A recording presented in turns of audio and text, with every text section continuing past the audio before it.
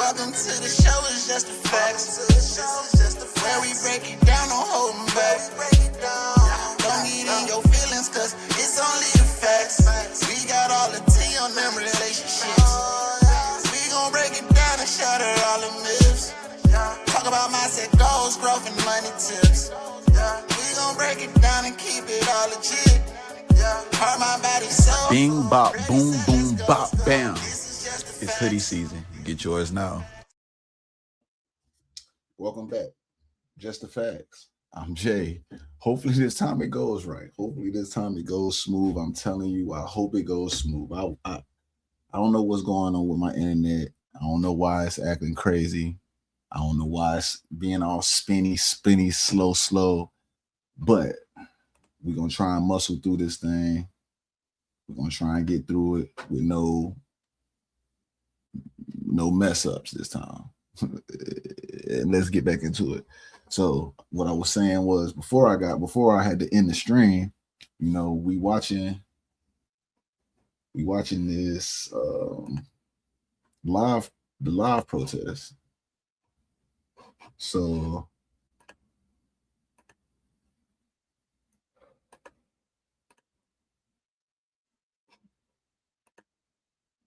we have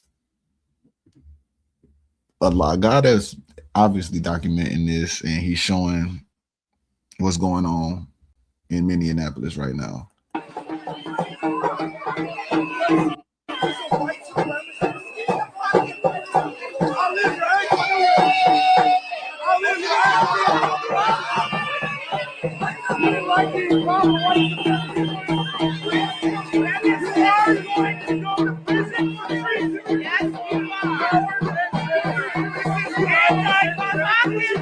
You are violating human rights.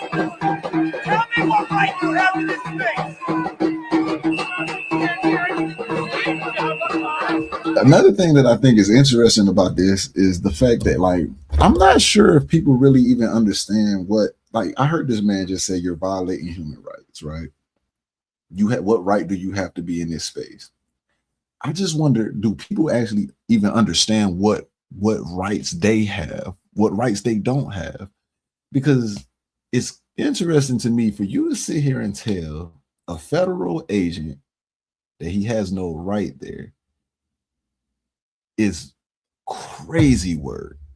What do you mean he doesn't have any right to be there? Why wouldn't he have the right to be there? He's a federal agent conducting a job that he was sent to this location to do. Where's his right not at? Why are we out here with drums? We got a person right here with drums. This person got drums, banging on drums. They out here with paintball guns, which is crazy to me. But this man right here, this guy right here,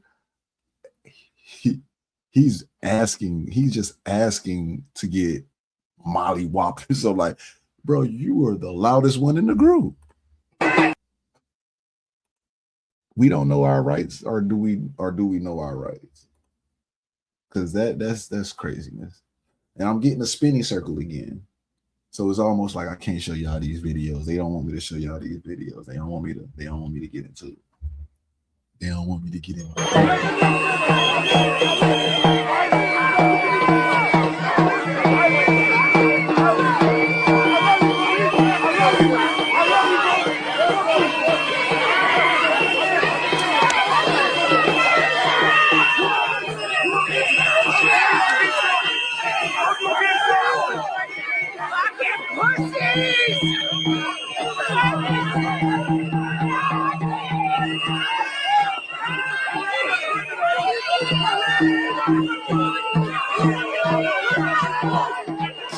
And it would be a lot better. It's crazy. This is crazy. So the ICE, a federal law enforcement group, Homeland Security, and then you have the police officers, which are city officers, and they only have jurisdiction in said city, nowhere else. You can't go outside of your city. You have federal officers who they have certain jurisdictions that's appointed to them, but they have a lot more power and a lot more ability to actually go out and do things, right? These people are conducting their investigations. They go into these people's houses. They go in and round up the people that they need to round up, taking them where they need to take them. When police do this job, they have it squared off. You cannot come within this perimeter. I'm wondering why they don't have perimeters to keep people out. Oh, you're right. I thought about it. The people wouldn't respect it. So I'm worried. I'm concerned for the people in this city, in this state, because they are pushing buttons that can't take you to a point of no return. When we first started talking about ICE, the place that I kind of thought was going to be the more problem child, I know Cap thought it was going to be Chicago. I thought it was going to be Chicago, no lie. I seen the boys talking about if they come out here, we're going to have the drones, we're going to have the switches on them, we're going to, we're going to do this, we're going to do that. They was in, they was out. It was over with. And then ain't nothing going on. We good, ain't nothing going on. But then we come to Minneapolis, a place that just got caught for fraud, on a major scale fraud. And your mayor is telling you y'all don't need help with getting these people out, but obviously y'all do, because y'all wouldn't have had the fraud situation going on. And you're doubling down, seeing what's going on, knowing that you're dealing with a man in Donald Trump, who is the president of the United States, who is not backing down on anything he's saying. If he's saying this, he means what he's saying. Why are we making it so hard? I don't know why. Why is they making this so hard? Why is they making this job so difficult? You have one simple task. It's okay if they want to stand on the street, on the other side of the street, on the other side, not right here where we got to bring the guy out, not walking through the traffic, not walking through the crowd. None of that. This is all safety concerns. Do you realize there can be a whole lot more Renees out here if the wrong thing happens? If one person, like the guy that we was looking at that drew a square in a circle in the ground, and it was like, what right do you have to be here? And or the person that called him a pussy and they decided to run up with or throw something at him, that it's gonna turn into a bad situation real quick. It's 0 to 100 with these guys very, very quick. As we can see, you touch that red button, is over with. Y'all know what that red button is, but in this case, I don't see no red buttons. In this case, I don't see no red buttons to push.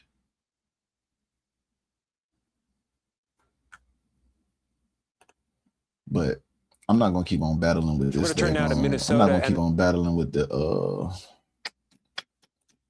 with that on that. I'm gonna do this. I'm gonna just do this right here. Close the play all right here. It was another video that I had looked at.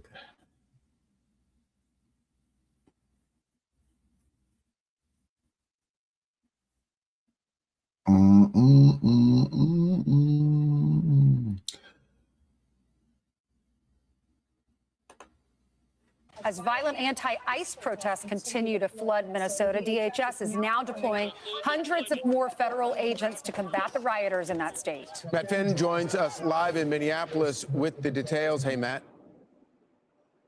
Good morning. DHS sources tell Fox up to 1,000 additional agents will surge the Minneapolis area. That's on top of the already 2,000 agents that are here.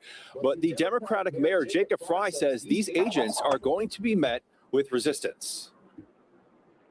We have thousands and hundreds of thousands of people that are standing up for their neighbors right now. Jacob Frey would be the worst general of a war, period. You about to lead your people to a massacre.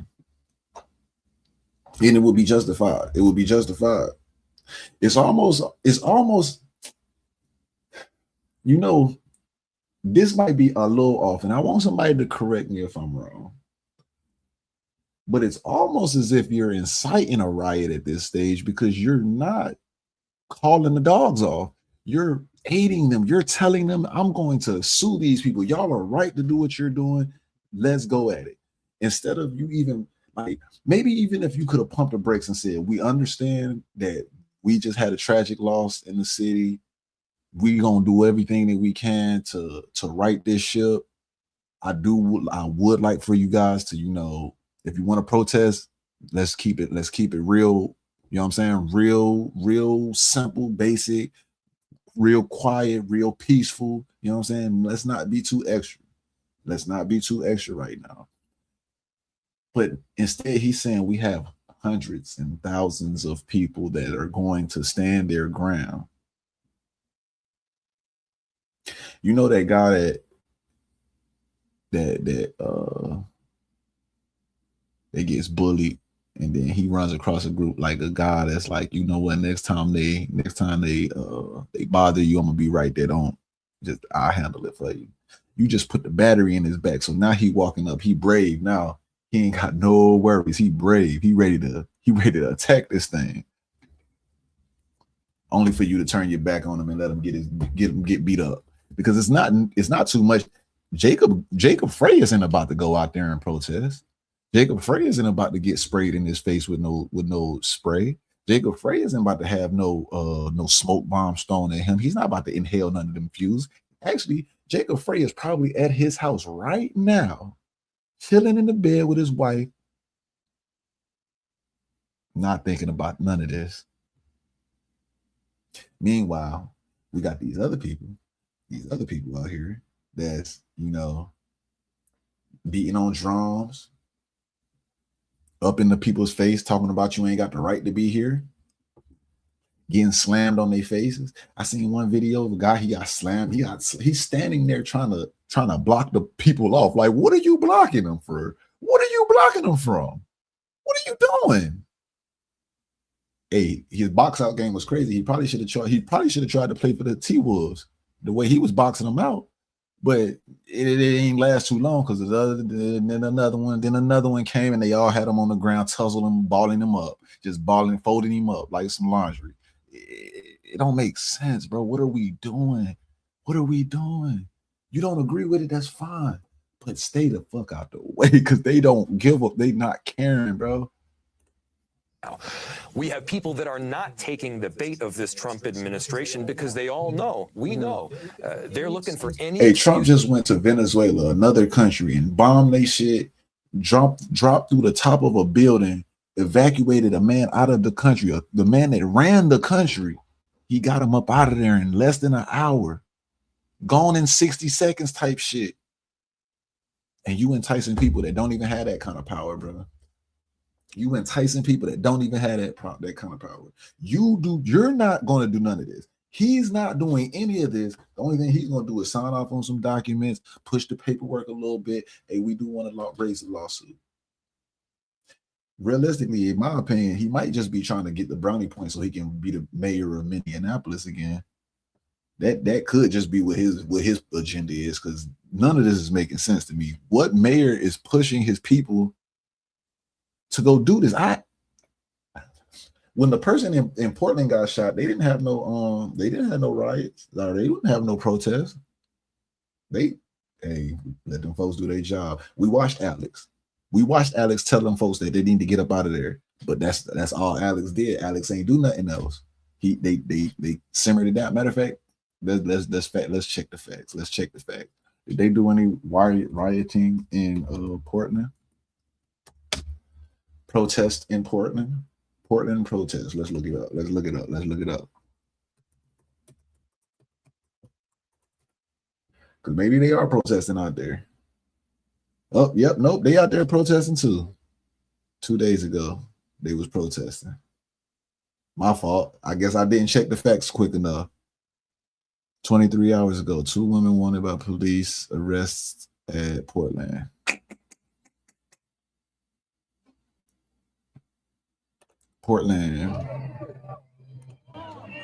This is what we dealing with. Portland is out there protesting too. Okay.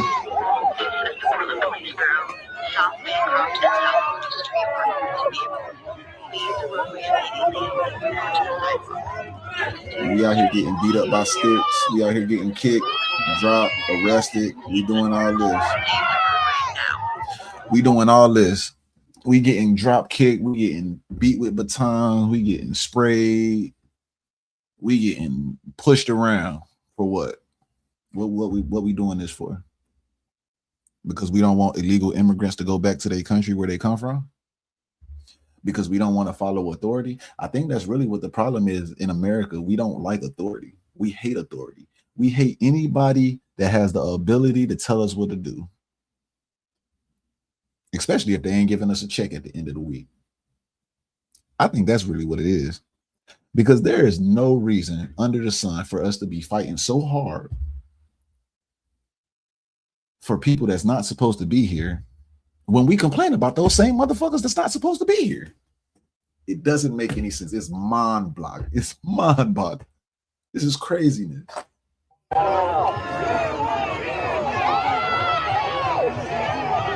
on the sidewalk for me, please. Let's go back to where we was. Let's get back to where he was because we don't want to get too sidetracked. But these folks out here, we wilding, man. Used to come in with greater force and occupy our city. We're grinning down this bear. We are doing right by our city and the people in it, and we're not backing down. Jacob, you're wrong. You're not doing right by your city because you're telling them to go. You're feeding them to the lion. You're feeding them to them. Here's the feast. Have at it. Have at it, guys. Hey, all of you. Hey, go protest with them. Go get beat with the batons. Let's just join this party right here. Let's join this party right here. Let's be like these guys. Notice how I still listen to you. You're really mad at me, but I listen anyway. Look, we on the ground getting arrested. We missing days from work. We might get fired because of this. We might just have to we might have to lose our jobs because, you know, we out here protesting for some people that don't even supposed to be here to be here. Do they have the right to be here? So you saying the dude said that he asked the Iceman, do they have the right to be here? But they're trying to get people out that don't have the right to be here, but you're mad at them. Make it make sense for me. Please, please, please, please, somebody make it make sense for me. I would love for somebody to give me an insight, an answer, something to tell me why are we so hell-bent on standing in the street and enduring this? Look, this is somebody's grandma right here. This is somebody. Why is somebody's grandma out here? Come on, man. Why is somebody's grandma out here getting arrested? I see she got her arm in. He got her arm right there. Look, what are you about to do? She gone. She gone. Where's she going? That's somebody's grandma right there. Taking care of her.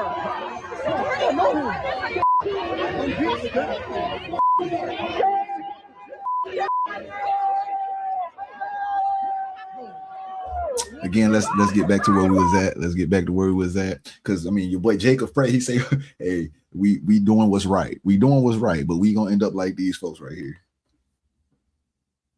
A cell phone video from the ICE officer who fired the deadly shot at Renee Good seemed to show Renee's wife taunting the agent moments before telling her wife to drive off.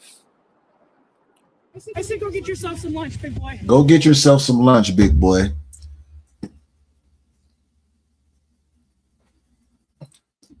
Go get yourself some lunch, big boy. What you got? What she got now? What did that leave her? Where did that made her feel good in that moment?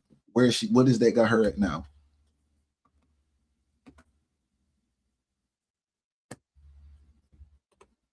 Go ahead. Out of the car. Get out of the car.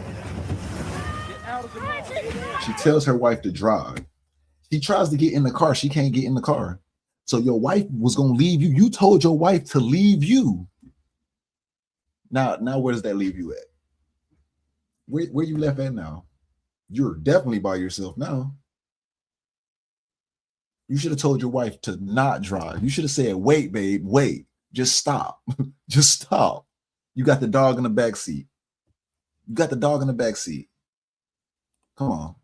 Come on, man. Get yourself some lunch. Go get yourself some lunch. We got the dog in the back seat. I try and get in the car. I can't get in. Drive, babe. Drive, babe. Come on. Come on. See, this is what the red pill be talking about, where they say women give other women bad advice. That's terrible advice. Why would you tell your woman to drive when there's a police officer telling her to stop and get out of the car? There's another police officer walking in front of the car. No regard to none of that, right? None of that mattered. Now, what did matter though? What did matter was y'all telling the ICE to get out of wherever we was at. Y'all don't belong here. So a life was more important. Your wife's life was more important. Telling her to go. Your wife thought her life that moment right there was the most important thing. I would wonder if they would do the same thing if they had the opportunity to redo that. I just would wonder. If we would give you a mulligan, would you do that same action? Would you react that exact same way? I do not believe so. I don't. As unfortunate as it is,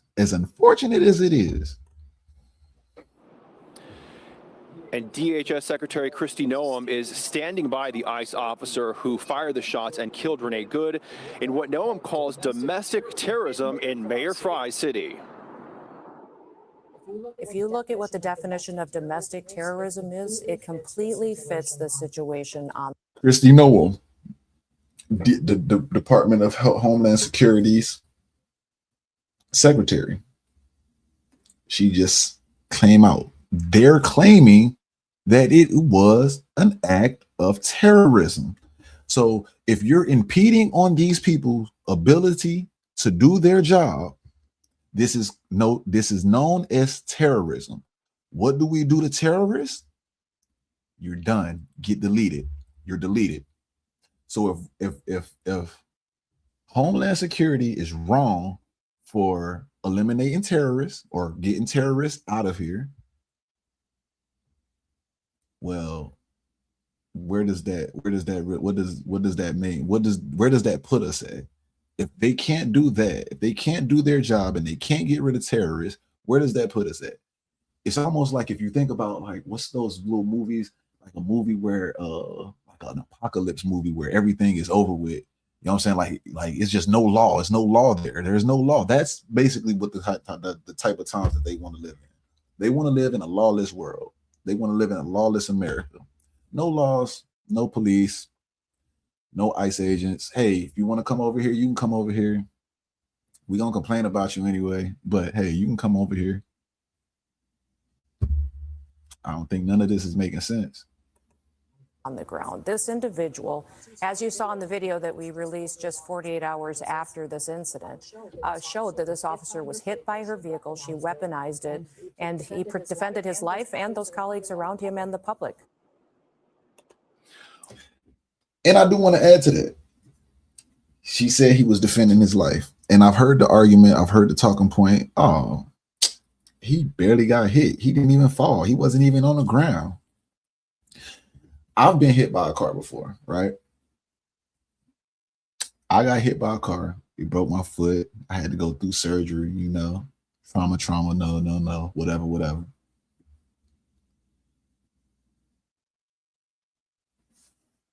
Based off of the video, right?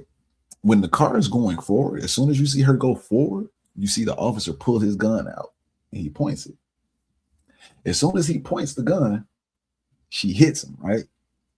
Now, I go back to the story where I say I've been hit by a car. The impact was great. I flipped. I did a flip. Like, it's funny now looking back at it because it was like, dang. In my mind, I always imagine, y'all remember Scary Movie, was it Scary Movie 3 maybe, where the little boy kept getting, they kept saying, where's the little boy at? And they would hit him with the car. Boom. The boy go flying up in the sky. That's how I felt whenever I got hit by the car. I felt like I was flying up in the sky. Impact. I imagine if he's holding his gun like this and he gets hit, boom, as soon as he gets hit, which is exactly what happened. The first shot, anyway. The second and third shot, That's questionable. But the first shot, which is the shot that we see the bullet hole in the windshield, and we know that that's the one that we know for a fact that that's the one that hit. You played a dirty game. You played a game of Russian roulette. That's like playing Russian roulette right there. You was playing with your life, and you shouldn't have played with your life in that moment. Also, new video leading up to the moments of Renee Good's shooting death by an ICE agent on Wednesday. She's sitting in the middle of the street, dancing in the car with it parked. She getting her jig on. She doing her 1-2 1 step. Oh, you know what I'm saying? Hey, party over here. No ICE agents over there. You feel me? We can't let y'all by. She let certain cars by. She didn't let the ICE agent by, though. That's craziness. Let's watch. Let's just watch. She's honking the horn, laying into the horn. Not only is she blocking the road, now she's causing a disturbance in the neighborhood. How you know my little son wasn't sleeping? You honking the horn. You probably don't woke my son up from the nap. You got my dog barking in the house going crazy. You out here barking. What are you doing? She in the car having a party. Video appears to show Renee Good's SUV parked in the street. At this stage, this is that guy right there. We seen him in his video where he got out of the car and he walked around. He's already doing his canvassing. This white car right here is about to be let go. Go white honking car, the horn and possibly taunting officers, even dancing in the driver's seat. All right, now, go ahead, gray car. Go ahead. Now I'm pulling forward by a car because there are so many anti-ICE agitators who quickly she surround pulls them. forward. Just also, it's the slightest amount. It's the slightest amount. Dangerous for agents to be blocked. It's the slightest amount of pull forward, but she pulls forward just enough for her to say, "Hey, look, I let them go, but I'm not letting you go. I'm not letting you go." And she honking on the horn. She doing her dance. Hey, y'all come on through. Y'all come on through. By a car because there are so many anti-ICE agitators who quickly surround them. Also, a new video from late yesterday apparently shows federal agents using oh yeah, this is the video. Tactics. Your boy out here, he boxing him. He blocking him out right here. He blocking him out. Firing tear gas and get him out the way. Get him out the way. You can't. No, go ahead. Get up out the way. Detainees are being held. Jacob said we leading y'all the right way. Who was there says protesters tried to stop traffic in and out of the federal facility. Look, they doing figure four. They doing wrestling moves on this man on the ground right now. They practicing. They wrestling. They trying to get right for WWE now. They practicing. They submissing. They might be trying to do MMA on this man right now. They arm barring them up and all type of stuff. They got them in the Ken Shamrock arm bar. He's done. He's gone. He's a goner. But Jacob said he leading y'all right. I hope you ain't had to go to work the next day. I just hope you didn't. Did a ride along with Border They Patrol folding this man up down here. They folding him up. Cars trailing agents for miles around the city, even after the shooting death of Renee Good. One car even look, we got people over here fighting. Federal agents. At one point, Border Patrol warned 2 women to stop trailing them. If I continually see you following us, interfering with us, honking your horn, blocking our cars, you have a very high probability of making a really bad decision and being arrested today, okay? And she thinks it's funny. She doesn't see anything that she's doing is wrong. She thinks it's funny. She's got a big old grin on her face. Big shit-eating grin. Blocking big shit-eating grin. She looking in the camera. She making sure she get her FaceTime in. She proud of the decision she making. They're letting her know, hey, look, stop following us. Stop honking your horn. You about to make this situation bad. We just doing our job. I wonder if people would, like, what if you was at your job and somebody was antagonizing you this way? How do you think you'll crash out over at some point in time? Because I mean, we all human. We all human. And I don't think that the Renee situation was a crash out on the officer's job, on the officer's behest. However, I do say that, I mean, they are professionals. They do a pretty good job of holding it and containing it. But there's only a certain level that you can hold and maintain it. Do we not think that we pushing that button? cars, you have a very high probability of making a really bad decision and being arrested today, okay? I think I'm making exactly the right decision. So you heard Mayor Fry say that there are thousands and thousands of people protesting and resisting against By the way, she ICE. said, I think I'm making the right decision. She says, I think I'm making the right decision. So I guess she don't really mind. She probably ain't got to go to work tomorrow anyway. She probably got plenty of vacation. It's the beginning of the year. We all got vacation now. Our vacation just restarted.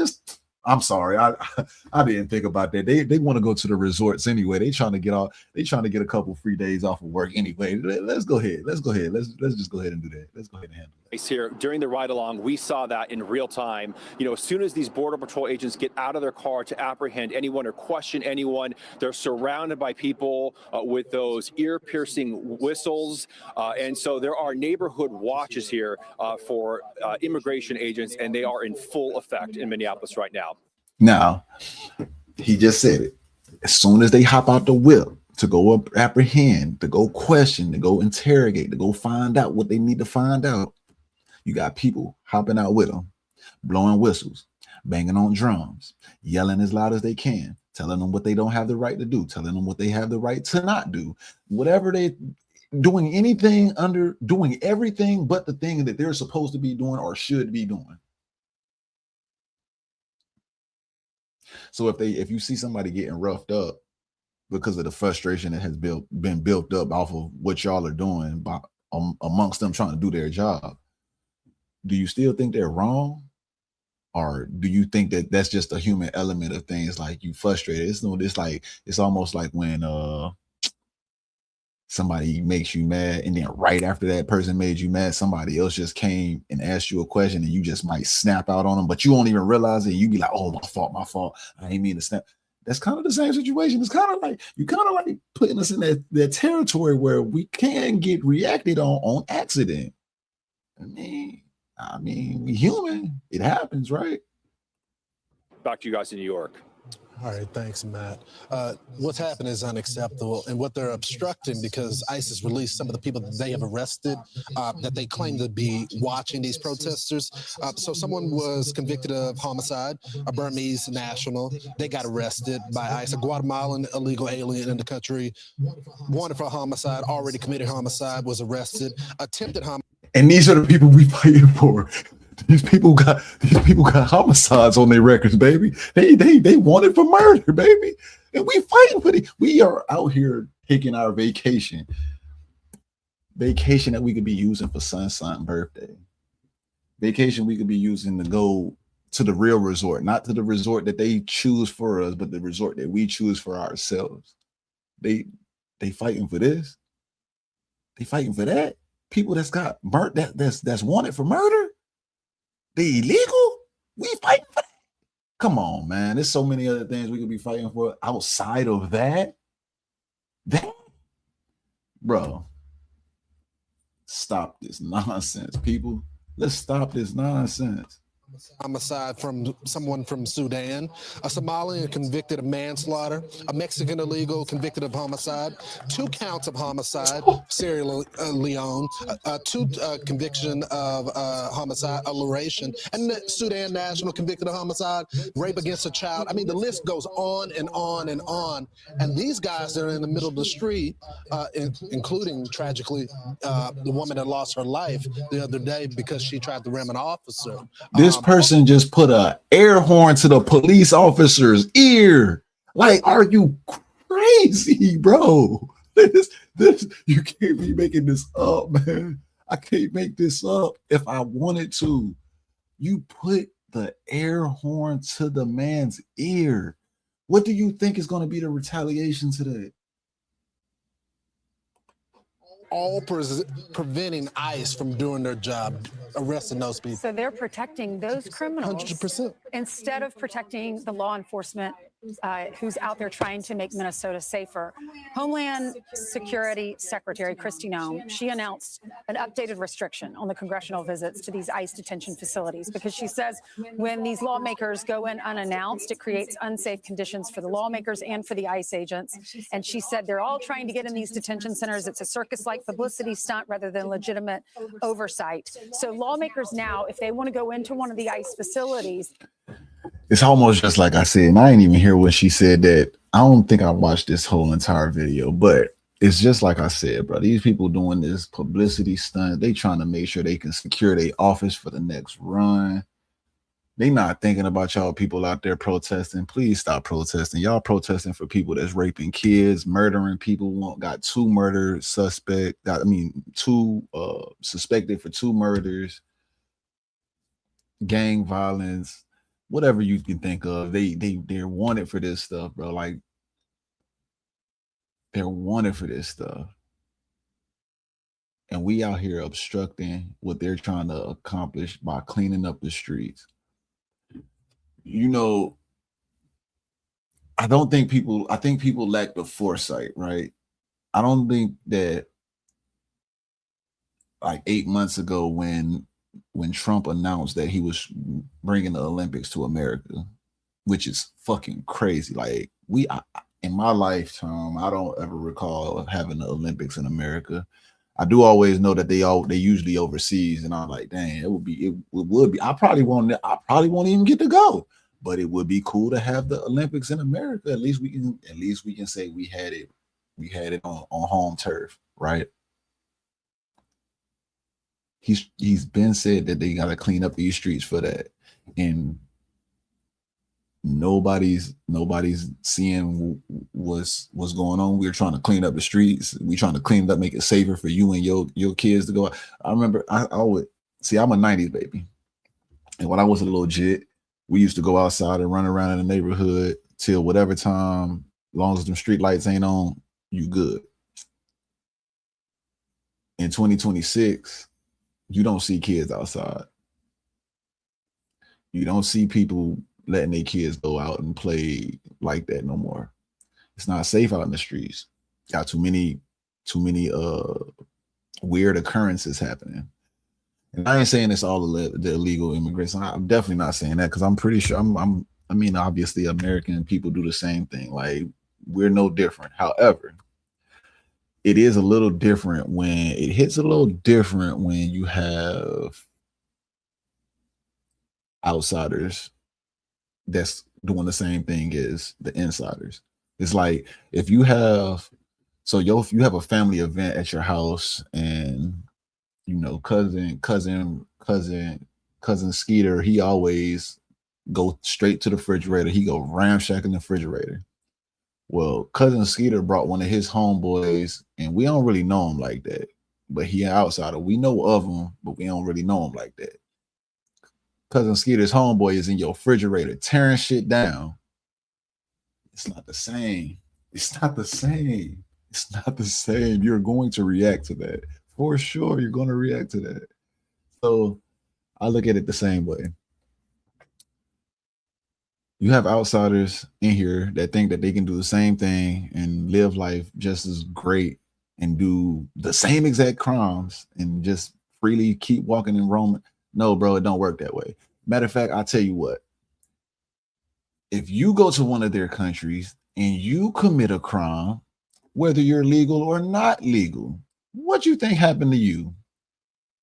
What you think?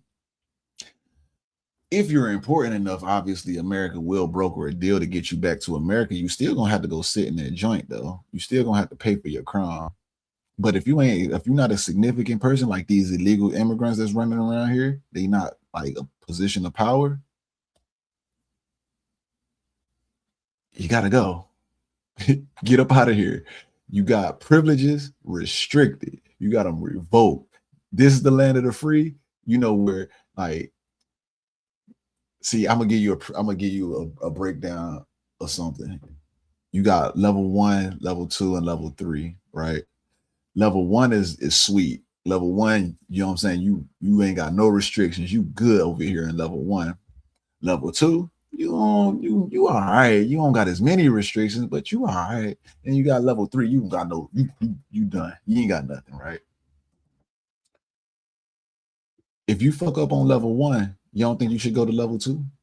If you fuck up on level 2, you don't think you need to go to level 3? Well, that's what's going on. If you agree with that, then you shouldn't be not agreeing with what the fuck is going on. We should not be out here doing this. That's for sure.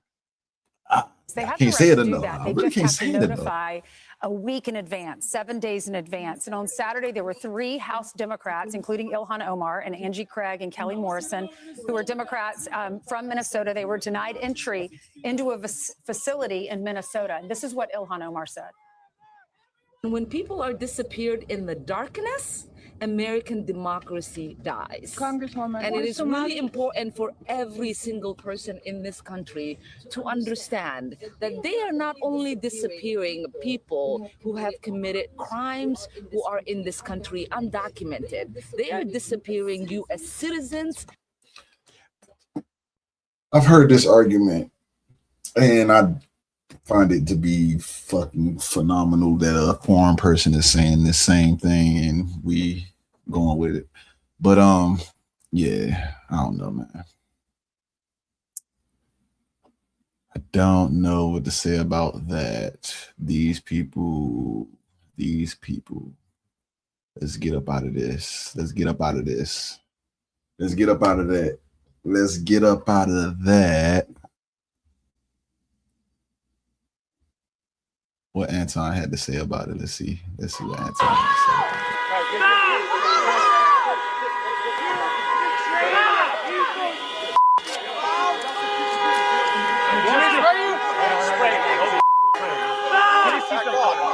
Back off, guys. Let them work.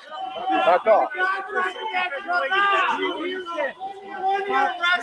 He just told her to get up, back off, and let him work, and she went to the other side. Back it up!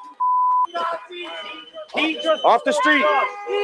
The first guy tried to be really cool and say, "Hey, back up, man. Let them work and let them do their job." And they don't listen.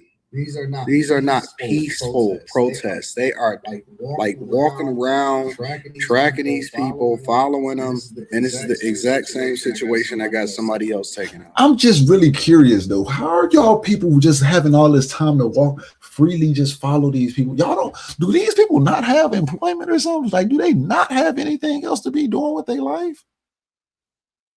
Nothing other than following ICE to find out who they taking?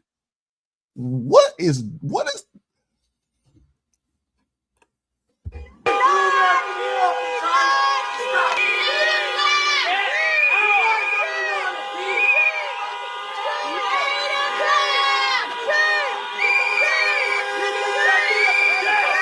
gonna tell you. That's twice we tell you get back. That's twice.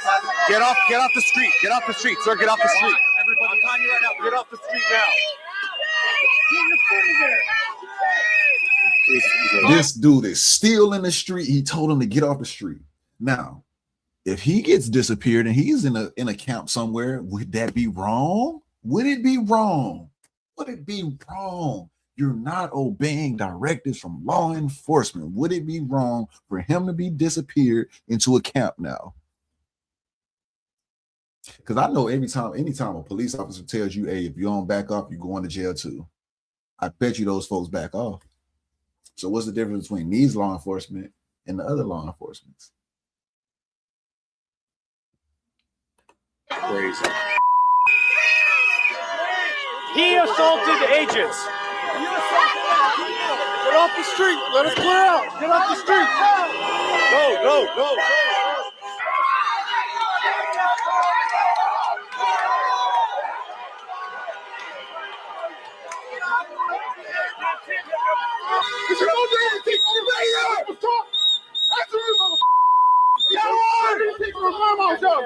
This nigga's in his ear, basically in his face, yelling at as loud as he possibly can.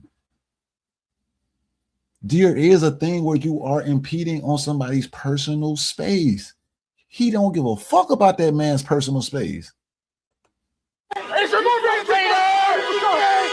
Now, would they be wrong to tackle him and disappear him, put him into a camp too? Would they be wrong for that?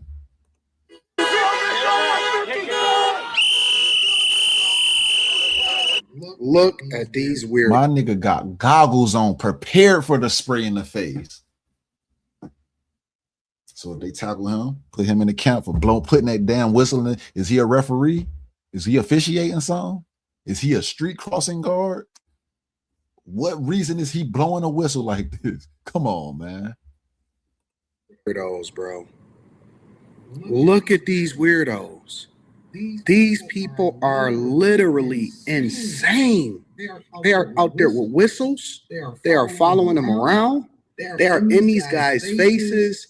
And to be honest with you, they are exercising a level of restraint that I haven't seen in a long time. Like, you have to be a different type of person to be an ICE agent, HSI, Border Patrol, police officer. I mean, anybody in law enforcement, public safety, federal officer, any of that type of stuff, you got to be a different type of person to endure through this type of behavior, because there's so many situations where you can and would be, justified in dealing with these people a certain way. They putting their hands on you. They all the way in your face.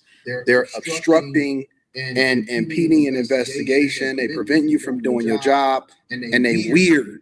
And when people look weird and they weirdos like this right here, it makes you want to. They're weird.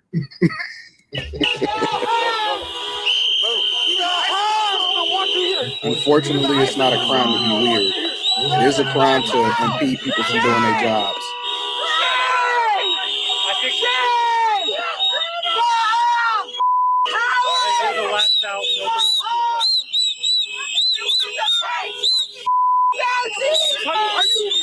He ain't back. Oh, he's not in Mexican. He's up there. Just go.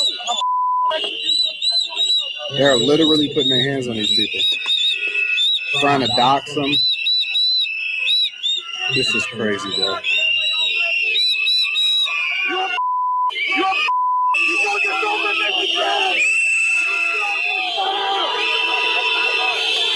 He almost got hit.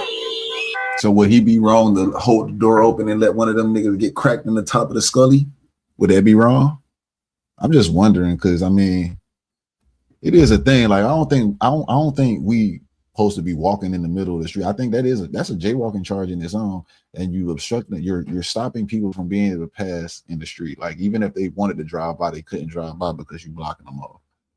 Why doesn't the police at least come and put order into some of that type of behavior that's going on? That's something I'm kind of interested in knowing. But I guess it makes sense whenever you don't support what your president is putting into place. I guess that makes sense.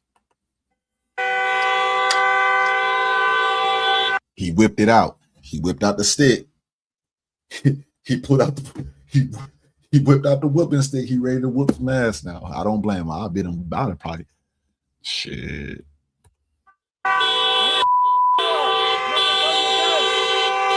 Why?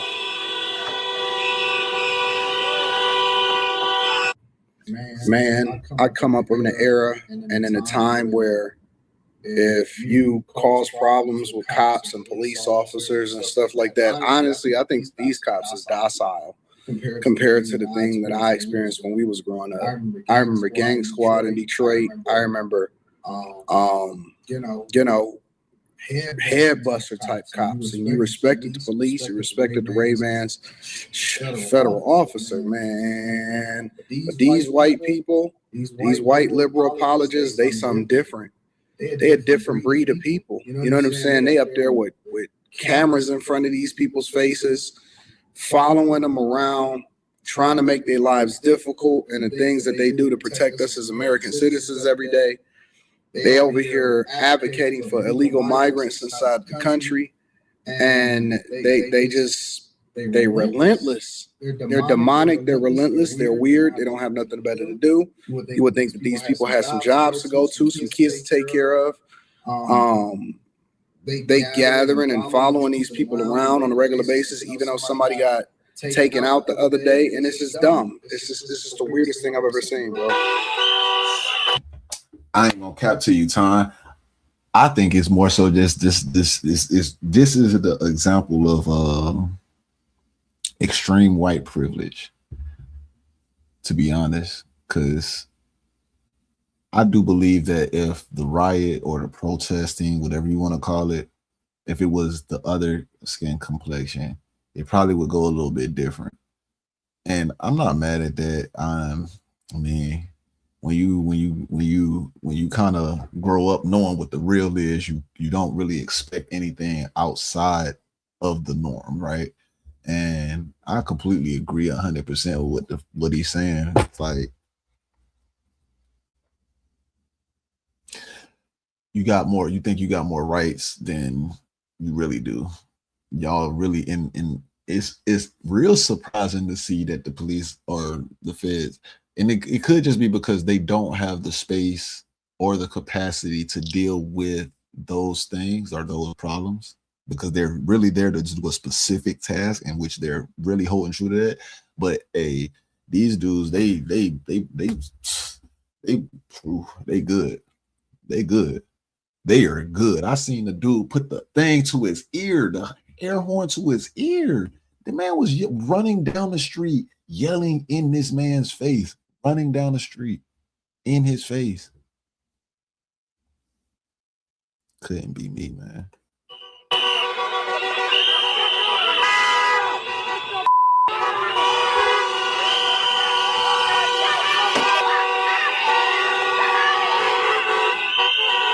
That's the same truck.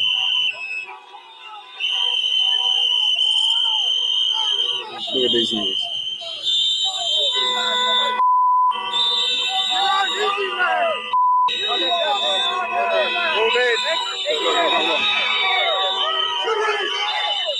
They can't even get out and do their job, to be honest with you. Look at them impeding traffic.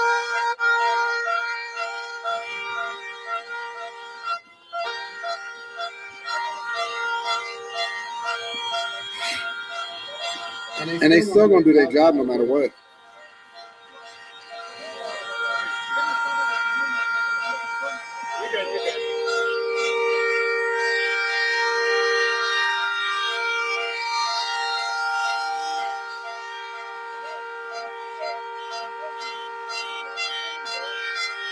They really need to start arresting these people.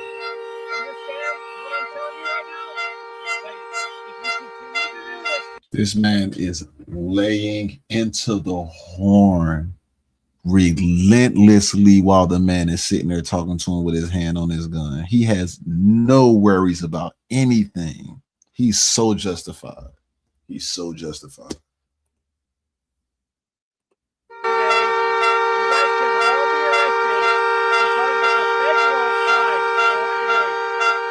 They would never be able to get away with this in some of these other countries.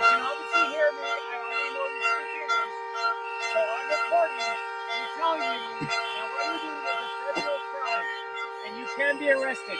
Do you understand? Thank you. Have a good day.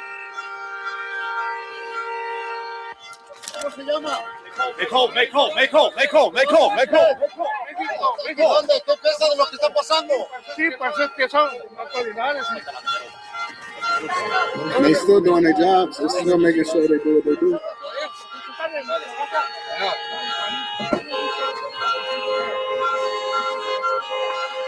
And these people know nothing. Like, they literally know nothing about the people that is being arrested, being investigated. These people could be criminals. They could be, murder. It could be anybody, literally anybody, and they just letting people run rampant inside of the United States of America. So were you explaining to him that they can be arrested?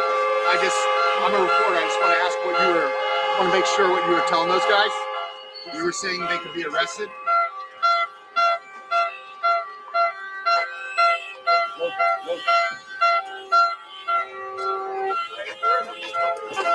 Where's the tow trucks? They need to be towing these people.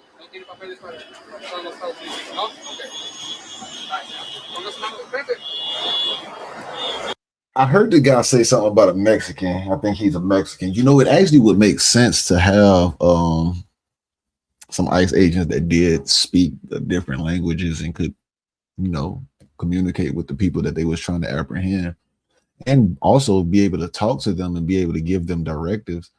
I would think that it would be smart for them to probably have a couple of people that's legal Americans that speak the other language. So if that means he's a Mexican guy and he came to America and got his paperwork and he got the job at the Homeland Security, then nigga, yes, I need you out there talking to these Mexicans because I need to know what the fuck he's saying. I don't understand Espanol. It makes sense. It definitely makes sense. He's a legal citizen though. He's not an illegal. That's the difference that we keep. It's that little gray line that we keep overlooking. He's legal, a legal one.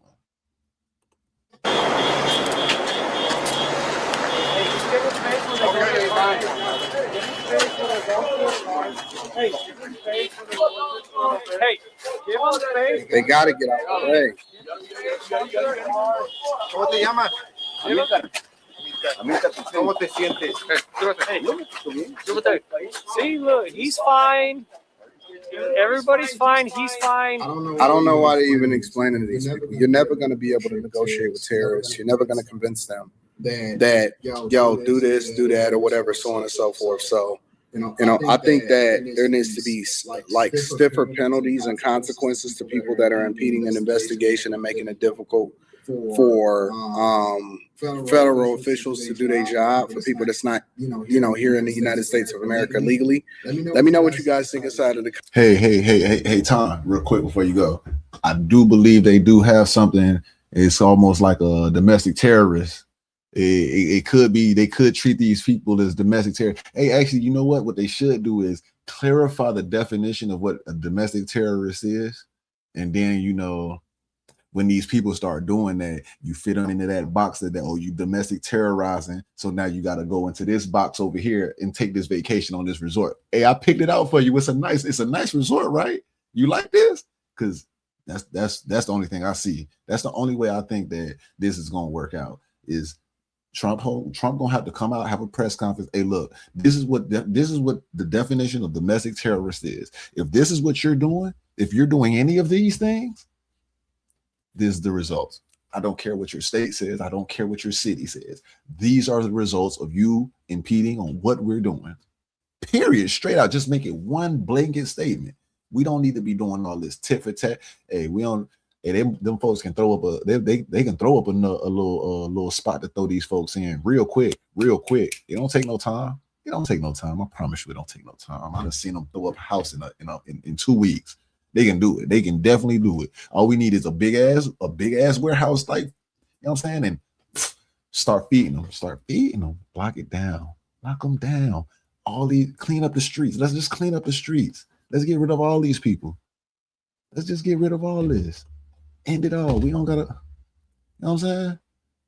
But that's enough of the protest. I spent an hour on protest talk. I now want to get into some local things, some things that's going on in Ohio some Ohio things.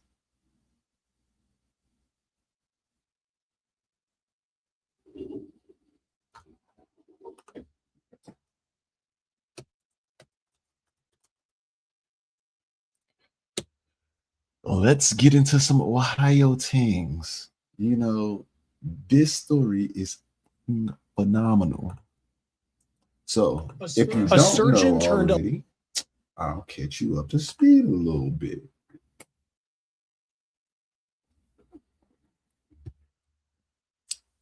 The Tepes, a dentist, a dentist, you want to call him what you want to call him. He's a doctor technically, but it's a dentist. Stephen Tepe, he and his wife, Monique Tepe, were both murdered in their house on January 30th. They had 2 kids, a 4-year-old and a 1-year-old. They also had a dog. The dog was unharmed. The kids were unharmed, and nothing was taken. They were murdered. Well, I can't say nothing was taken because it was 2 lives that was taken. I digress. There's 2 lives taken. I'm sorry. They had a video of a suspicious man walking behind the house in the wee hours of the morning. They have then made an arrest 3 days after this incident. No, Saturday. This was on Saturday. They made the arrest of the ex-husband. The ex-husband is Michael McKee, and he's a 39-year-old heart surgeon. He has a license in Illinois and a license in California. All three of these people went to Ohio State. They all graduated from Ohio State. They all from Ohio. However, he moved out and, you know what I'm saying, he got his job. Today, Monday, or when you see this, it will be yesterday, he had his first court date. Let's see what happens. Let's see what happened. Law and Crime Network, you know, you got Law and Crime be on top of it. I gotta mess with the Law and Crime guys, but we gonna get into it. Let's get into it. The alleged killer walking into an Illinois courtroom cuffed in a jail jumpsuit, now accused of a horrific crime. A divorced ex-husband who allegedly planned, plotted, and killed his ex-wife and her husband with children in the home. Michael McKee allegedly drove more than 6 hours to the home of Spencer and Monique Tepe and shot them dead in the middle of the night on December 30th. Your name, sir, for the record? Michael McKee. Not only do we have the new courtroom video of McKee appearing today, we also have documents that shed light on his failed marriage and what police say locked them in on him as their suspect. We're on the case presented by Law and Crime. I'm Chris Stewart.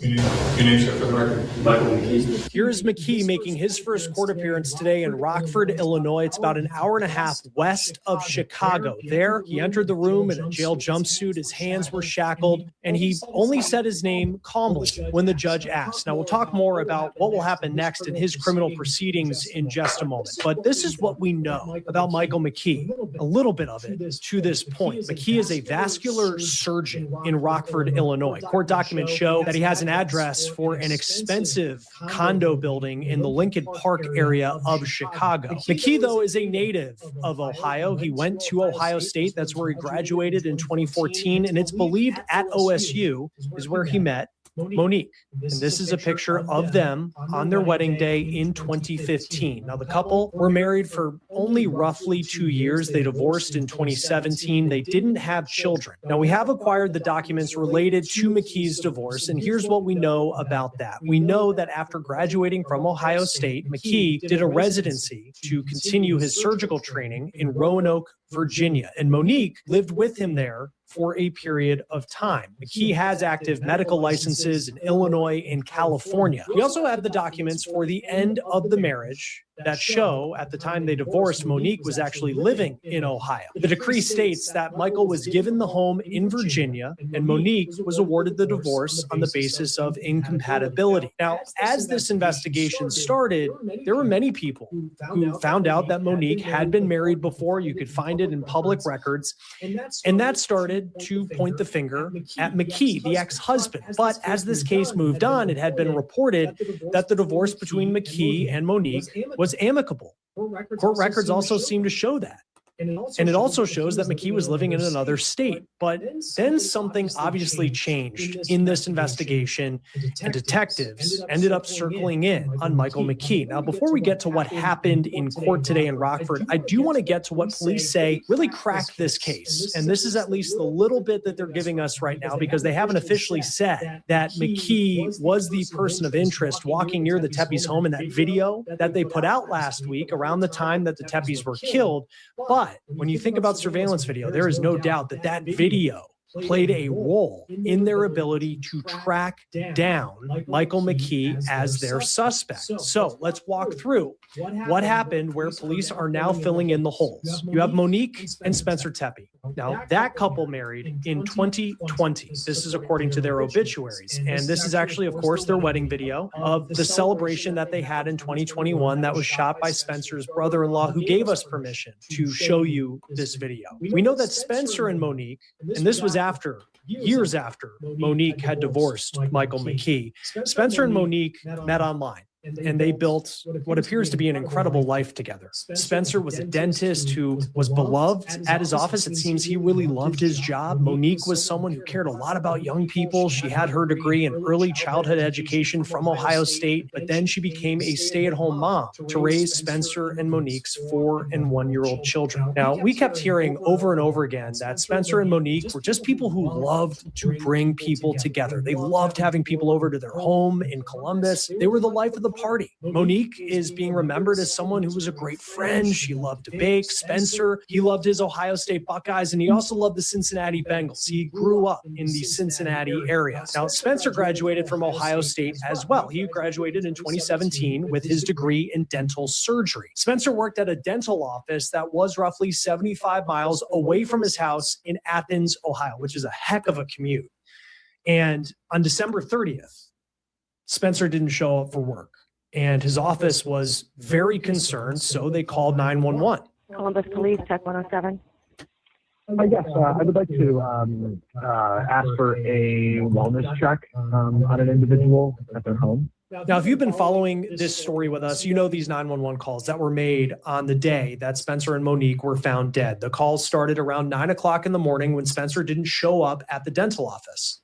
This individual, Spencer, works with me, and he did not show up to work this morning, and we cannot get a hold of him or his family. He didn't show up to work?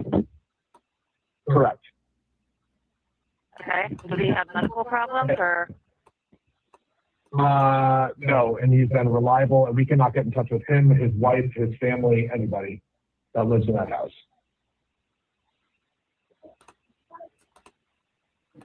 Okay. So There's you're 2 in kids in Florida. the home.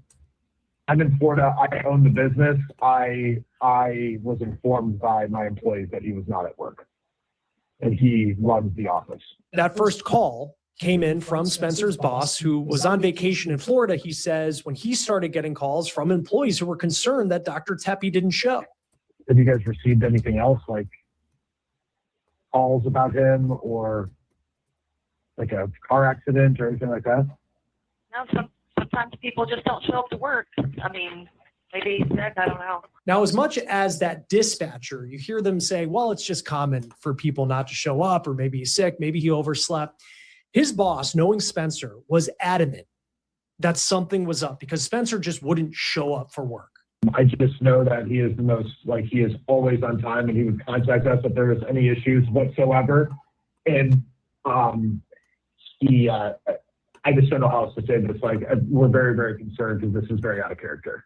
And we can't get in touch with his wife, which is probably the more concerning thing. So about 20 minutes later, a police officer in Columbus was dispatched to the home of Spencer and Monique Tepe, but they reported they didn't see anything, so they left. There was more context to that we learned last week, because this is the body cam video from that officer's response, and you can see they're not at the right house. The chief of police in Columbus did say that the officer mistakenly went to a home that was a few minutes away from the Tepe's house.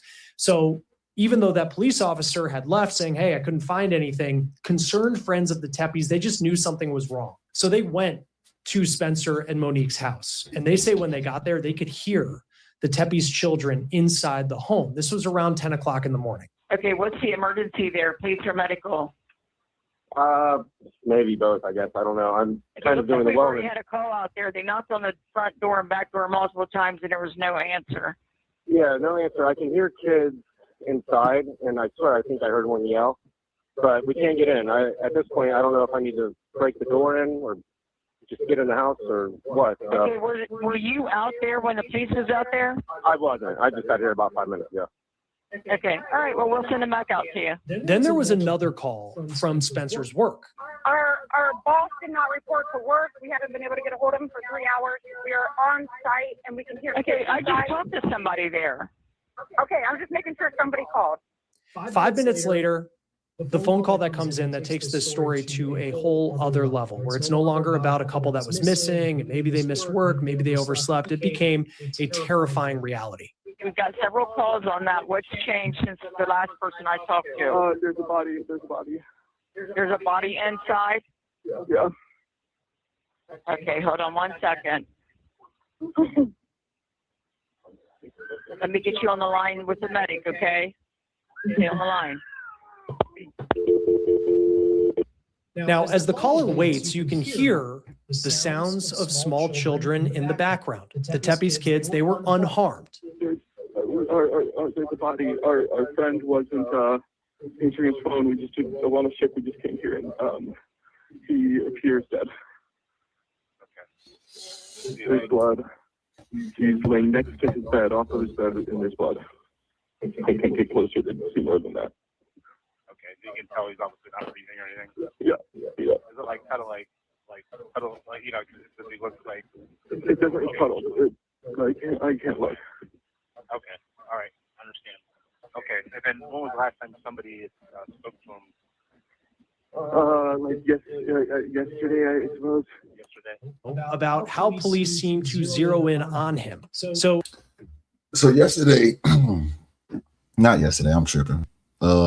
Saturday, when I covered this story originally, I talked about how, you know, it probably wasn't his brightest moment to drive his own personal car to the murder, and for him to have 8 years of planning of doing this, to do this, I would have thought that a doctor, a man that had a lot of colleging education, would have known, you know, it wouldn't be your brightest idea to drive your vehicle 6 hours away to a murder and then drive 6 hours back to your home. It probably wouldn't be your brightest idea. Right now, we're about to find out exactly how they took a clip of a video that had no picture of a face, no distinguishing marks, nothing to be able to say, oh yeah, that got to be such and such. And they found out that it was him by this one thing that he decided to overlook. So this is I mean, it's other things, but as of right now, we don't know so much about this because it's so fresh. I mean, we're gonna have to follow this throughout the duration of the case and whatever they find out. But page from the criminal complaint that reads, quote, during the subsequent investigation, detectives were able to identify a suspect through neighborhood video surveillance. The suspect was tracked to a vehicle which arrived just prior to the homicides and left shortly after the homicides. Detectives were able to identify this vehicle further and link it to Michael McKee. Detectives located the vehicle in Rockford, Illinois, and found evidence of McKee in possession of the vehicle prior to and after the homicides. Police narrowed the timeline that they believe that the Tepes were murdered down to between 2 and 5 o'clock in the morning on December 30th. And that's when they asked the public to provide videos or any information they have from that time and that area of Columbus. So this video right here, where you see this man walking from wherever he's walking from. We don't even know where he's walking from. We just know he's behind these houses where a murder just happened at the hours that the murder might have happened at. And we see him get into a vehicle and we follow him through the DOT cameras back to his motherfucking house. They released this video, this person of interest video of what looked like a man walking down an alley behind the Tepes home between 2 and 5 in the morning. They were wearing gray pants, a dark jacket, and a hood. They were looking away from what appears to be the home surveillance camera that captured this video. And it appears to have been major evidence in helping law enforcement track McKee down. Now, McKee was arrested in Rockford, Illinois, which is about an hour and a half west of Chicago. And on the arresting documents, McKee lists an address for a very nice luxury condo building in the ritzy Lincoln Park neighborhood of Chicago. Looks like the apartment that he, or the house that he's living in, or the condo, whatever you want to call it, is this place right here. These high-rise buildings. Shit, knowing him, he might be at the very tippy top. He got the money to do it, right? But he's in a nice ass neighborhood. When I think of Illinois and Chicago, I ain't gonna lie, I really don't be thinking about this type of an area. But yeah, this is where he's from. This is where he's living at in this type of area over here on Dickens.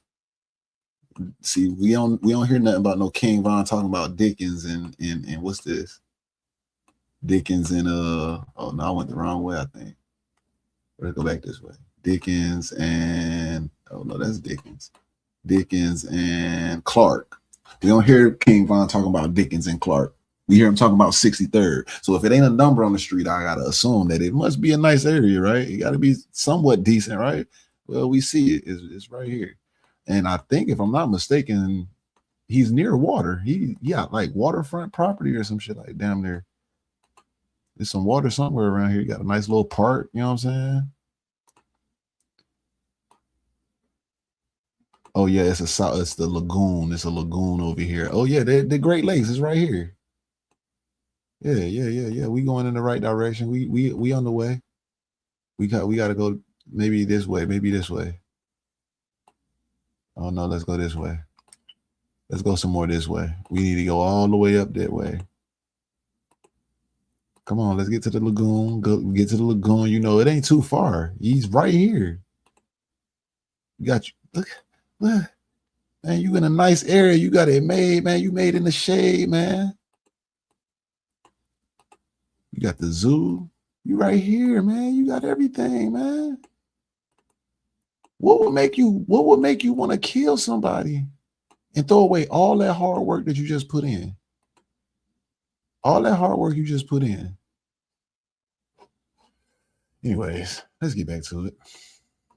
Really nice place. And WLS TV in Chicago spoke with one of McKee's neighbors, and she said that he did not come off as someone who would commit a crime like this. This woman said, quote, he did not seem like somebody that would do something like this. You never know. You meet people everywhere and you don't know if they're a serial killer. She also went on to say, I sat down with this man. I talked with him at the pool, barbecuing, about what a beautiful day it is. And then he turns out to be a killer. It's kind of shocking. How do you explain to a child that mom and dad are here one day and gone the next? Those are the real victims of this whole case, are the children. End quote. Now, we are still working to learn more information about McKee. And if he did this, why did he do it now? Why did he do it a couple of days after Christmas and on the day before New Year's Eve? Today, McKee did make his first court appearance. This was our first chance to see him since his arrest. This appearance was in Rockford, Illinois, and it was very quick. It lasted less than 3 minutes. Now, McKee didn't seem emotional when he walked into the courtroom. He calmly said his name to the judge. He then waived his extradition, meaning he is slated to return to Ohio to face the charges for allegedly killing the Tepes.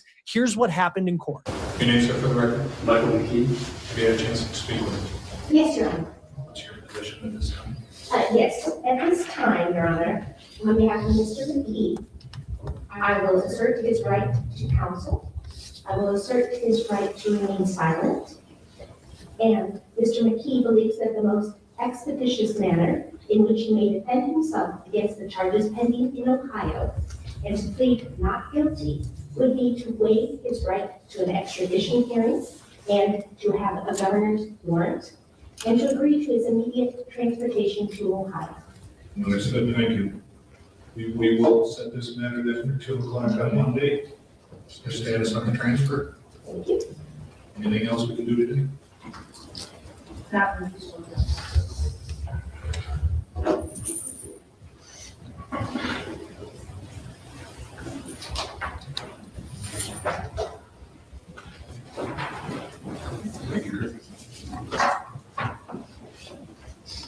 Imagine waking up in the morning drinking mimosas and shit on your block. And then the next day you wake up in an orange jumpsuit and you in front of a judge with shackles around your waist and your hands and your feet. Like, imagine how that gotta feel. I wonder.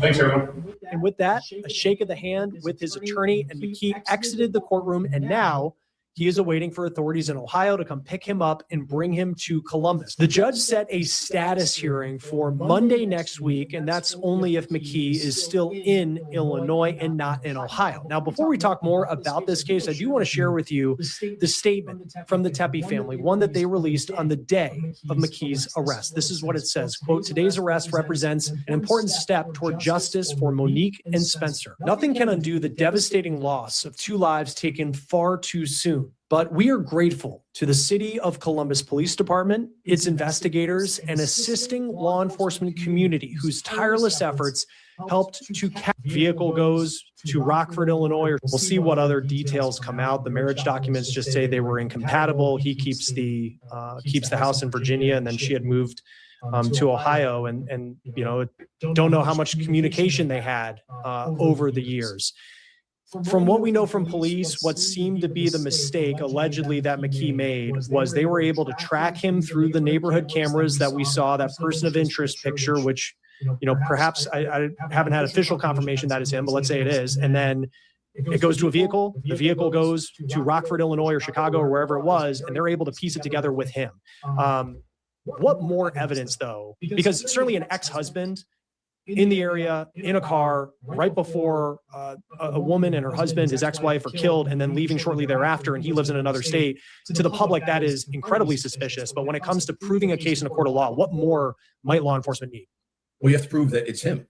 I mean, okay, we know it's his. Say we got cell phone records. We talked about if that person in the alley was in fact him, and his phone number hits off the cell phone towers, it's an odd number.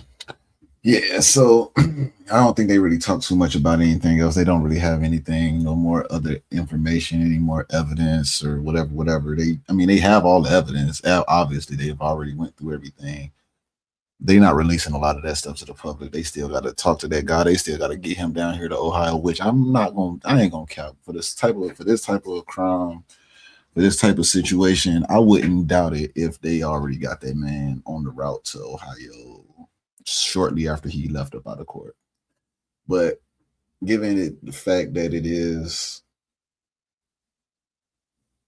a 6-hour commute, I would think that he should be in Ohio probably by the end of the week. Most likely. I would think that they would definitely want to get him in Ohio for sure, very fast. They don't want to waste too much time with him.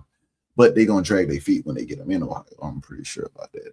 Also, is we noticed that most times when it's a murder thing, it takes a while. David, for instance, we still ain't got closure on that. We don't know what's going on with the David thing, but that's here nor there. It's just an unfortunate situation that had to be done and had to happen. And hopefully justice is right around the corner for that family and they get everything that they're seeking to get. I would assume that obviously him being a doctor and things of that nature, that the kids will be pretty well compensated through life insurance policies and things of that nature. They were young, so I'm pretty sure they probably didn't acquire much assets and too much of anything, because I mean he was a doctor.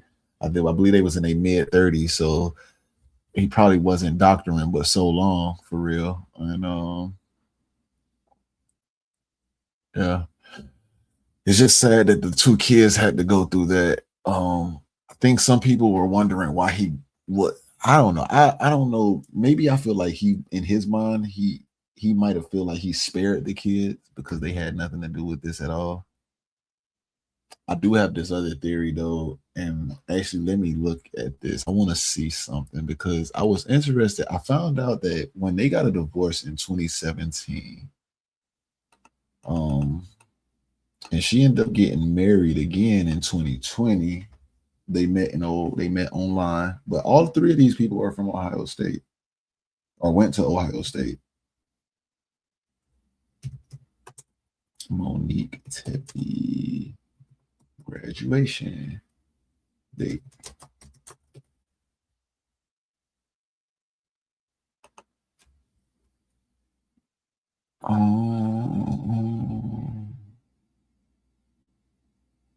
When did they graduate from Ohio State?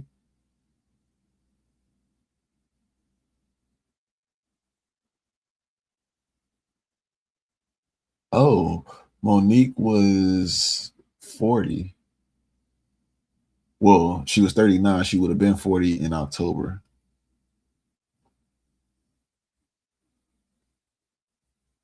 Spencer Tepe was 37. So she was the older of the two.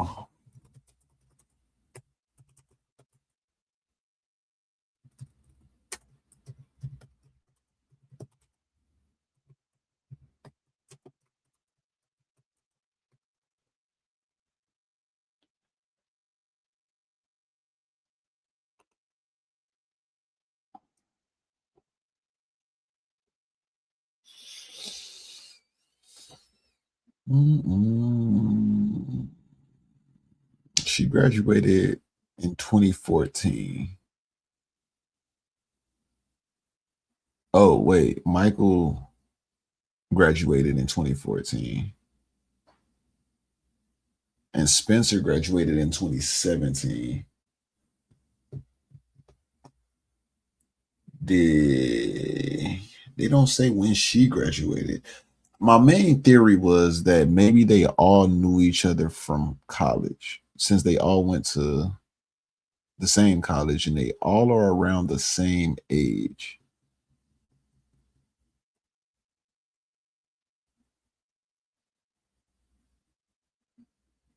Huh. I guess maybe that would, because I can't tell when Monique graduated from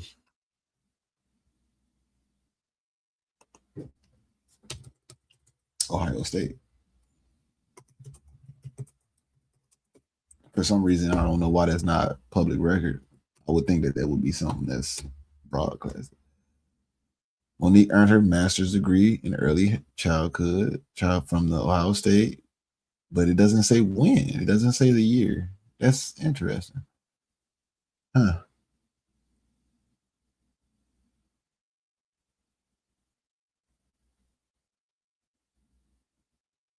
I do know that Spencer graduated in 2017. So, okay. You know what? Spencer would have been a freshman when Michael was graduating. But that would mean that also Monique would have probably been a senior around that same time too. Which means they probably graduated at the same time. Spencer graduated later. But my theory is, yes, they met in college, maybe been just acquaintances or something. They ended up, Spencer and Monique ended up dating or getting into a relationship through a dating site. And then they got married 3 years after she divorced from the guy in 2017. I'm wondering if maybe the dude, Michael, was holding animosity and jealousy up until the point when he decided to finally make that trip and finally take care of his business. Because realistically, I mean, until we get any other motives, it's kind of like, well, why did you do this 8 years later?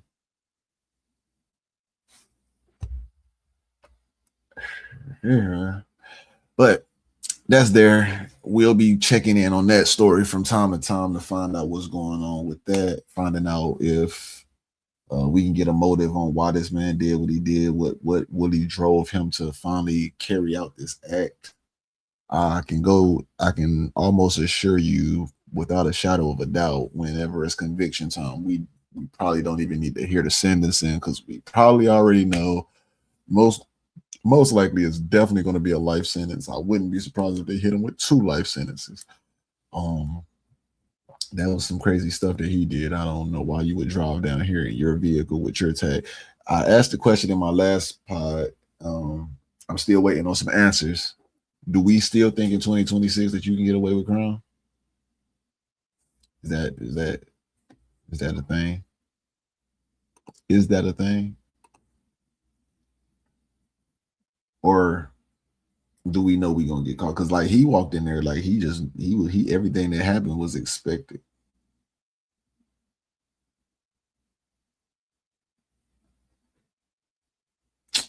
Everything he went through was expected for sure. But hey, on the flip side, hey, look, check. We gonna get off of that. We gonna get off of that. We gonna get off of that. We gonna go to we gonna get off of that now. We spent the cool 30 minutes on that. I mean, obviously we don't have too much information, so we can't really do too much with that. But hey, guess what, guys? H-Town won first playoff game. That's good news, right? H-Town won, you know, first playoff game. So now we got the New England Patriots. We got to go to Foxborough. You know, we got to take care of business. We got to simmer down Drake May, calm him down. That boy be running. We got to calm him down.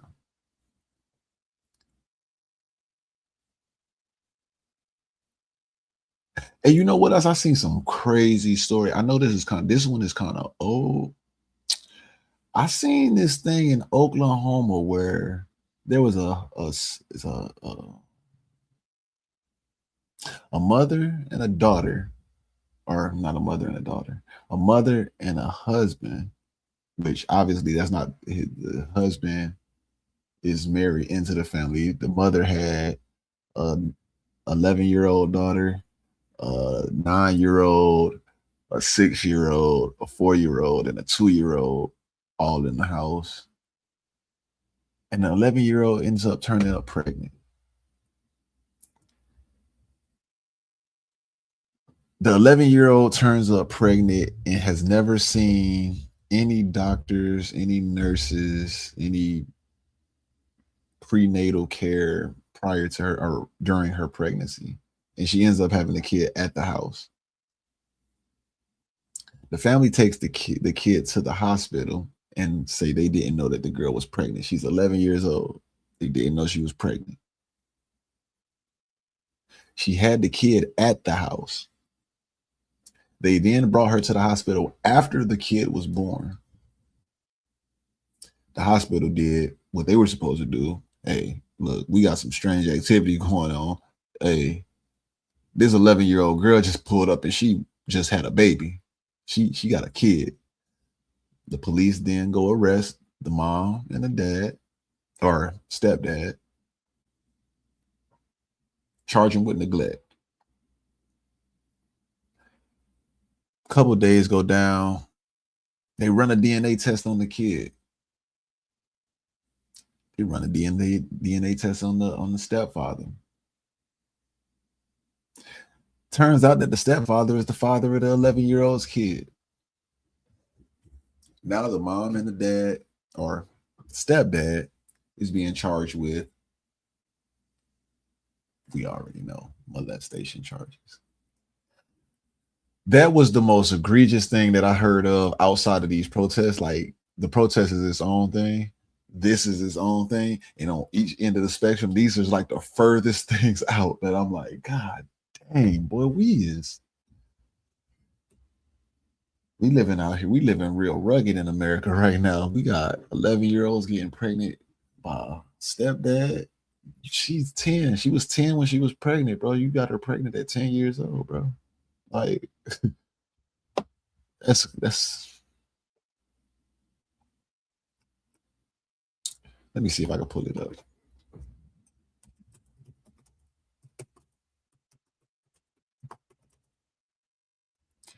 It was in Oklahoma, by the way. I don't know if I brought that up.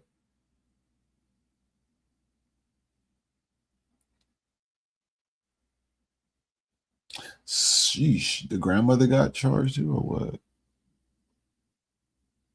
Here's the story, though. Stunning new details in a very disturbing case out of eastern Oklahoma. Stepfather. They say that they did an interview with the neighbor. They say the neighbor said that they didn't have running water in the house. They got dogs in the house. Dogs shitting on the floor. Kids ain't have no clothes on. That house was a madhouse. You ever seen that cartoon, The Loud House? That's like The Loud House. It's like almost like The Loud House. Man, what the heliante? Stunning new details in a very disturbing case out of eastern Oklahoma.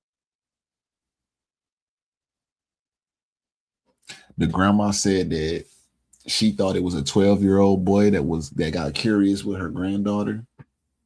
I don't know why, but this story said, or this video said the grandmother, or not this video, this one don't say it, but the grandma apparently got oh yeah.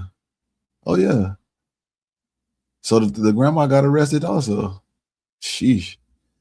The mom, the dad, the stepdad, and the grandma all got arrested. The grandma is the mom's mom.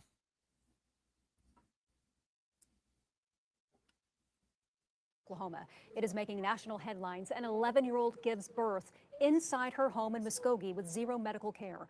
Both the child's mother and stepfather are in jail. And now they face even more charges after new results of a DNA test reveal who is the father of the baby. Imagine a place where innocence is not just lost, but utterly annihilated. A place where the very people sworn to protect become... That's how they was living? Is this foil over? What is this over the window? The architects of unspeakable horror. This isn't a story. You know, it's weird that I'm having these lagging issues when I'm sitting here and I'm seeing the scroll bar got plenty of loading on it. From a faraway land. This is a nightmare unfolding right here in the heart of Oklahoma. This is the case of Dustin and Cherie Walker, the Walkers. Walker. And it will challenge everything you thought you knew about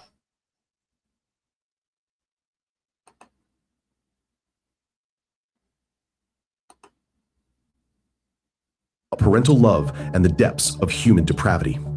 On August 16th, a seemingly ordinary day in Muskogee County shattered into a million pieces. Emergency services were called to a home, not for a typical medical emergency, but for something far more shocking. An 11-year-old girl had given birth to a full-term baby. An 11-year-old. Just let that sink in for a moment. A child giving birth to a child in a home that was supposed to be her sanctuary. The initial claims from the parents, Dustin and Cherie Walker, were almost beyond belief. They insisted they had no idea their own daughter was pregnant. No prenatal care, no doctor's visits in over a year. A wall of silence built around a child, concealing a truth too terrible to comprehend. But I'm just really stoked out about how you not know your 11-year-old daughter is pregnant. I don't think it's that easy to hide a pregnant body in a little undeveloped body. The body is not, her body wasn't even developed. Like, she couldn't have been.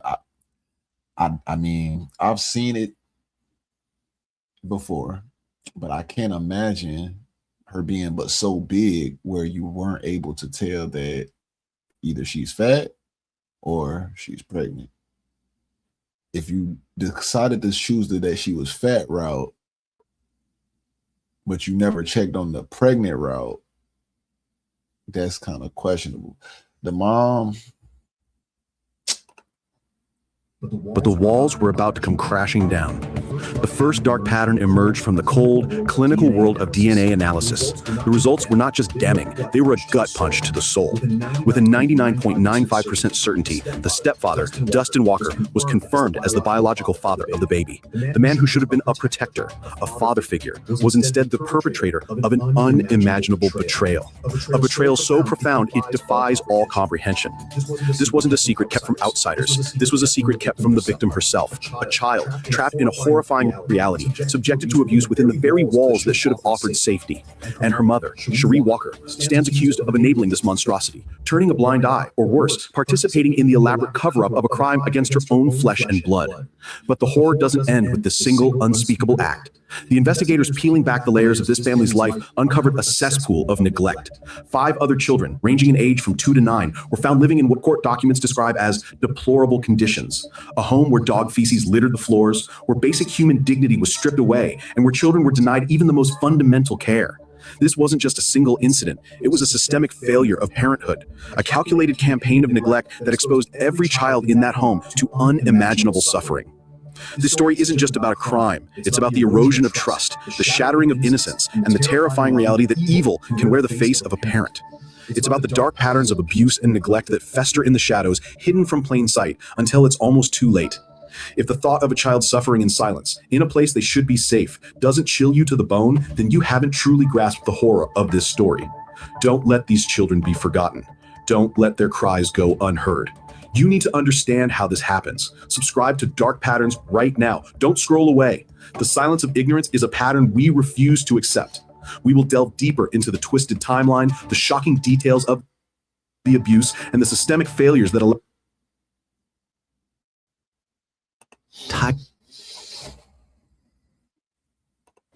Yeah, I'm not gonna keep fighting the internet. The internet don't want to work for me today. I'm not gonna keep fighting the internet. The internet wins this one. It wins this round. Yeah, that's just unfortunate. I hope they rot in prison for a very long time. I hope that guy is getting his ass beat right now as we speak of it. I hope that the mom is getting her ass tortured while we're speaking right now. I hope that the grandma is getting tortured while we speak right now. I hope that the young 11-year-old girl finds a way to rebound from this situation and pick her life and put it back together, because all of those kids' lives is fucked up right now.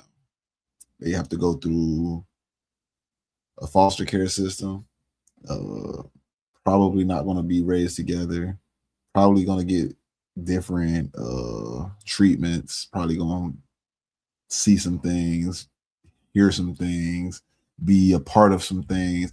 I mean, obviously they're probably better off than they were, for sure. I would say they definitely are better off than they were, for sure.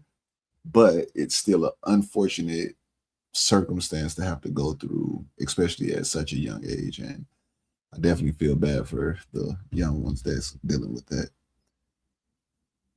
With that being said, we kicked it together for a little bit over an hour and a half, and we covered a few news stories, new protest informations and murder informations and tragic informations of child abuse and H-Town winning the playoffs. Of course, the one bright spot we got today is the Texans winning. That's a bright side. And I hope everybody that watches this is go Texans go. You know what I'm saying? If you're not, then hey, it is what it is. You know what I'm saying? Hey, I still love you though, but hey, you know, sometimes it get real oppy. But with that being said, it's been real kicking it with y'all. I hope y'all enjoyed. And, you know, come kick it with me next time, because we got more stuff to get into. We're going to get into it.